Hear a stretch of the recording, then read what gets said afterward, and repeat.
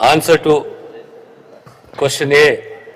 The number of medical shops run on lease by the private individuals and organizations as follows. Gandhi Hospital 5, Usmania Hospital 4, other government general hospital 42, district and area hospital 11, LIMS 3. Answer to B. Out of 65 medical shops, 6 private branded medical shops are operating in government general hospitals, Gandhi Hospital 3, Usmania 2, and GMH Sultan Bazar 1. Of these 6 private... sound సరిగ్గా లేదయ్యా.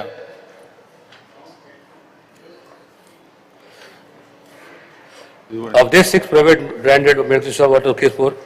Usmania for 4 shops, Usmania 2, Gandhi 1, GMH Sultan Bazar 1 have been disposed, eviction orders issued and the eviction process is underway. The remaining 2 shops in Gandhi Hospital continue to operate beyond lease period due to stay orders issued by the honorable courts. The pending cases are being actively pursued Sudhakar. in the courts for the lifting of the stay orders. Answer to D, no sir. Answer to E, as and when the stay orders are vacated, necessary steps will be taken to evict the medical shops operating beyond the lease period.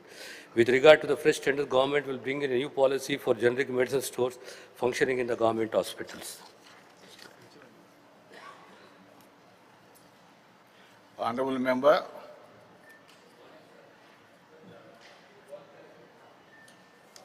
అధ్యక్ష అవకాశం ధన్యవాదాలు. అధ్యక్ష రాజ్యాంగం కల్పించినటువంటి ప్రధానమైన హక్కులలో వైద్యం హక్కు అధ్యక్ష.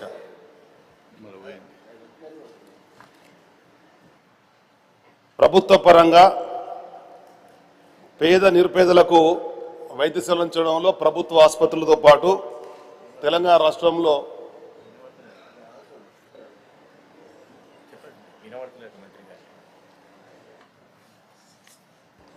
అధ్యక్ష మైక్ సరిగా లేదని మరి క్లారిటీ లేదని చెప్పంటారు అధ్యక్ష. అదే చెక్ చేస్తూ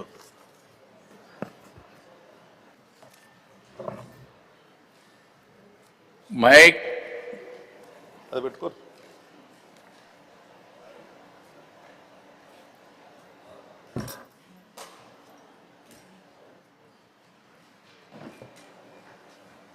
ఏమైంది మైక్ రావట్లేదు. మాట్లాడండి రమణ గారు. అధ్యక్ష గౌరవ మంత్రి గారు ఇచ్చిన సమాధానంలో ప్రభుత్వ పరంగా ఉన్నటువంటి వైద్య సౌకర్యాలు, వైద్య ఆసుపత్రుల్లో ఉన్నటువంటి ప్రైవేట్ షాప్స్ గురించి జరిగింది. కానీ అధ్యక్ష పేద నిరుపేదలకు రాష్ట్ర ప్రభుత్వం తన బాధ్యతగా వైద్యం చేర్చాల్సినటువంటి అవసరం ఉంది. కానీ పేద నిరుపేదలు ప్రభుత్వ ఆసుపత్రులకు వచ్చినప్పుడు కానీ అదేవిధంగా నిమ్స్ లాంటి ఆసుపత్రులకు వెళ్ళినప్పుడు పరోక్షంగా వాళ్ళ భారం పడుతుంది అధ్యక్ష.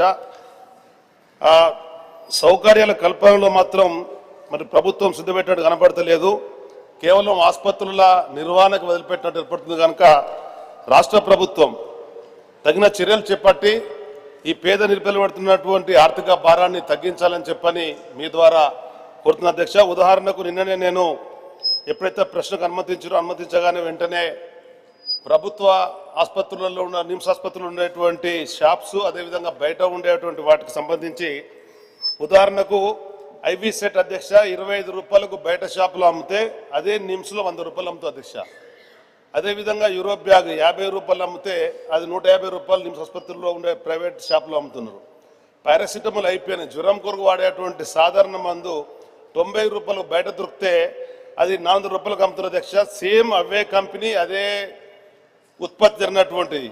అంటే ఈ విధంగా జరుగుతున్నటువంటి ఆర్థిక భారాన్ని పేదవాళ్ళు తెలియకుండానే మోసపోయే పరిస్థితి అధ్యక్ష. ఈ బయట షాపులు అమ్ముతున్నటువంటిది అదేవిధంగా ప్రభుత్వ మన నిమిష జరిగేటువంటి దానికి ఇలాంటి తేడా లేదు అధ్యక్ష.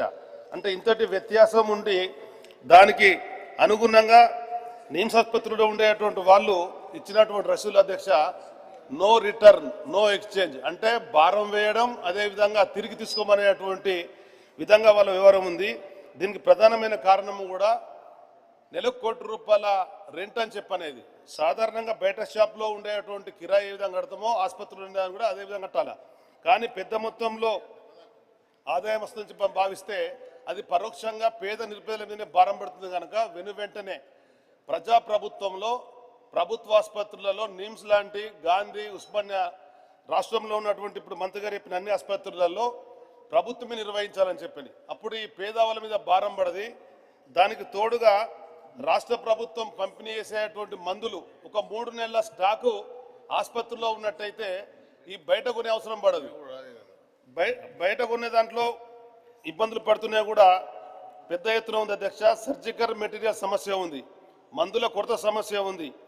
ఈ మెటీరియల్ అనే దాని మీద లోపిష్టం అని చెప్పని వైద్యులే భావించడం వల్ల బయట కొనేటువంటి పరిస్థితి పడుతుంది కనుక ఉదాహరణ చూసినట్లయితే లాప్రోస్కోపిక్ హెర్నియా రిపేర్, అదేవిధంగా మెష్ అంటే ఇటువంటి అవసరమైనటువంటి అన్ని కూడా అందులో లేకపోవడం వల్ల బయట కొనే పరిస్థితి వస్తుంది కనుక సెంట్రల్ డ్రగ్ స్టోర్స్ నుంచి ఆసుపత్రికి అందుదానికి పర్యవేక్షణ లేదు.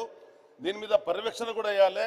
నాకున్న అనుభవం కూడా ఒక ఉదాహరణ చెప్పాల్సిన అధ్యక్ష, రాష్ట్ర ప్రభుత్వం ప్రవేశపెట్టినటువంటి రాజీవ్ ఆరోగ్యశ్రీ ప్రతిష్టాత్మకమైన చెప్పని భావించి నేను ఆనాడు జగిత్యాల 2009లో ఎమ్మెల్యేగా ఉన్నప్పుడు ఏరియా కమిటీ ఆసుపత్రి అధ్యక్షునిగా పనిచేసినప్పుడు ప్రైవేట్ ఆసుపత్రికి ఇచ్చేటువంటి రాజీవ్ ఆరోగ్యశ్రీని జగిత్యాల ఉండే ప్రభుత్వ ఆసుపత్రికి అన్వయించి ప్రభుత్వ ఆసుపత్రిలో లేనటువంటి హ్యాండ్స్ను బయటకెళ్ళి పిలిపించి వాళ్ళకు డబ్బులు ఇచ్చి క్లెయిమిస్తున్నాం అధ్యక్ష రాజీవ్ ఆరోగ్యశ్రీ ద్వారా. అంటే ఒక నిజాయితీ నిబద్ధత కలిగినటువంటి వ్యక్తులుగా ఉన్నటువంటి వాళ్ళు చేయవలసినటువంటి బాధ్యత అధ్యక్ష. ప్రజాసేవకులు అని చెప్పని ప్రజాప్రభుత్వం అనేటువంటి వాళ్ళం మరి అది చేతులలో కనబడాలి కనుక వీటి పట్ల వెంటనే చర్యలు తీసుకోవాలని రాష్ట్రంలో ఉండే అన్ని ఆసుపత్రులకు ఏ విధంగా అయితే ఎమ్మెల్యేలను కమిటీ చైర్మన్గా ఇస్తున్నారో కౌన్సిల్ సభ్యులో ఉన్నాం, రాజ్యసభ సభ్యులో ఉన్నాం, మమ్మల్ని అందులో వేసి ఈ పర్యవేక్షణ కమిటీకి ఇచ్చినట్టయితే బాధించినట్టయితే సక్రమంగా జరుగుతుంది. నేను చెప్పిన ఉదాహరణకు అనుగుణంగా రాజీవ్ ఆరోగ్యశ్రీ 1000 కోట్ల రూపాయలు ఖర్చు పెడుతున్నామని చెప్పని 10 లక్షలు పెంచుతున్నటువంటి ప్రభుత్వం ఇది ప్రభుత్వ ఆసుపత్రులకు, జిల్లా ఆసుపత్రులకు గతంలో పెద్దలు కేసీఆర్ గారు ప్రత్యేక శ్రద్ధ పెట్టడం వల్ల గ్రామీణ ప్రాంతం వరకు కూడా ఈ మందులు వెళ్ళిన పరిస్థితి ఉండే. నేడున్నటువంటి ఈ పిఎం సంబంధించినటువంటి ఔషధ నిధి ఏదైతే ఉందో అవన్నీ కూడా ఈ ఆసుపత్రుల్లోకి రావాలా, జనరిక్ మెడిసిన్స్ రావాలా, స్టాండర్డ్ మెడిసిన్ వచ్చే విధంగా ఈ కార్యక్రమాలు తీసుకోవాలని చెప్పని మీ ద్వారా ప్రభుత్వం కోరుతుంది. ధన్యవాదాలు. Honourable minister.